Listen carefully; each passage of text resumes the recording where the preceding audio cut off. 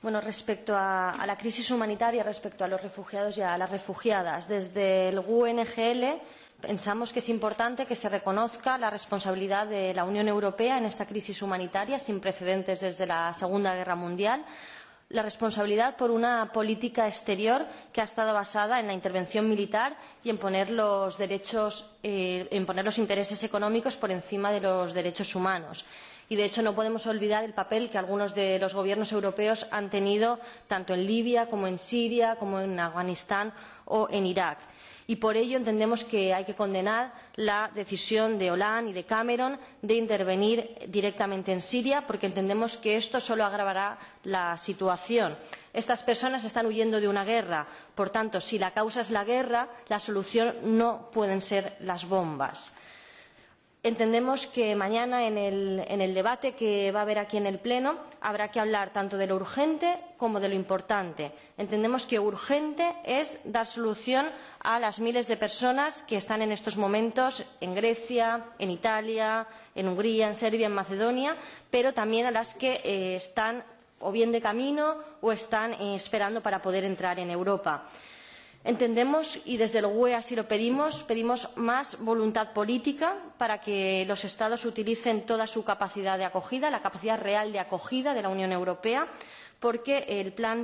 la propuesta de la Comisión de 160.000 refugiados y refugiadas equivale tan solo al 0,03% de la población europea, mientras que países como Turquía, como Pakistán o como Líbano, el número de refugiados y refugiadas que tienen equivale en algunos casos a más del 20% de su población. Por tanto, entendemos que la capacidad de acogida, la capacidad real de acogida de la Unión Europea, de sus Estados miembros, es mucho mayor de la que se está proponiendo y por eso desde el GUE-NGL lo que hacemos es exigir más solidaridad, más humanidad, pero sobre todo que se cumpla con la legislación, con la legalidad internacional.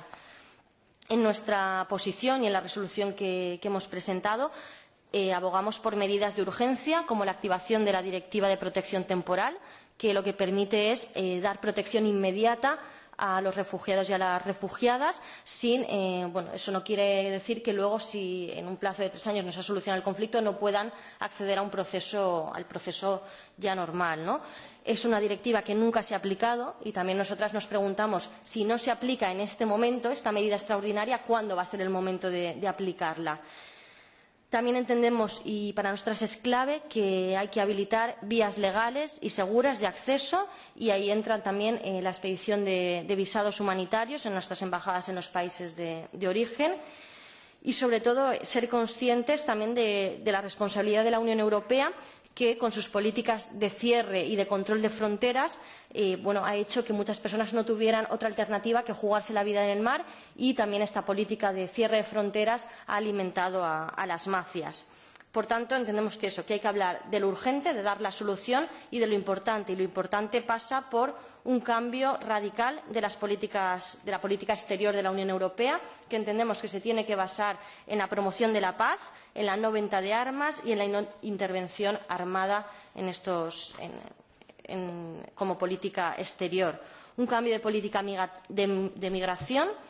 Entendemos que la política migratoria de la Unión Europea no puede ser el cierre de fronteras, no puede ser la externalización de fronteras y por eso también nos oponemos a la propuesta de la lista de países seguros, porque no lo son, porque Turquía, Macedonia o Albania no son países seguros. Y también pedimos, evidentemente, un cambio de políticas económicas para que no se continúe expoliando a los países del sur, ¿no? Y luego creemos que es importante también destacar que hay que estar alerta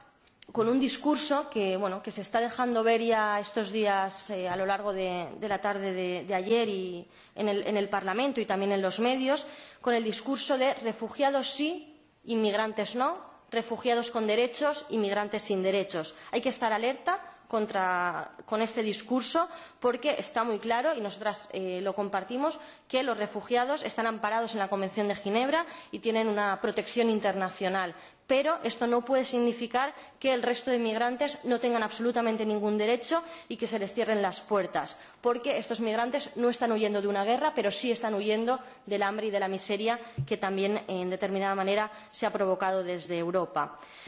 Y, simplemente por